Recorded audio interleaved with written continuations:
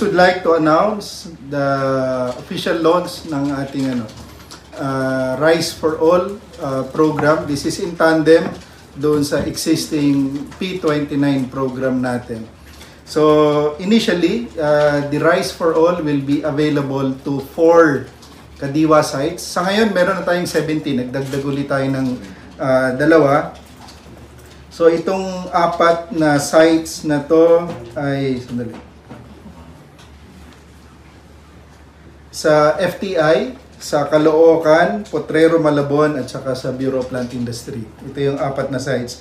Meron na tayong 17 sites ngayon ng P29.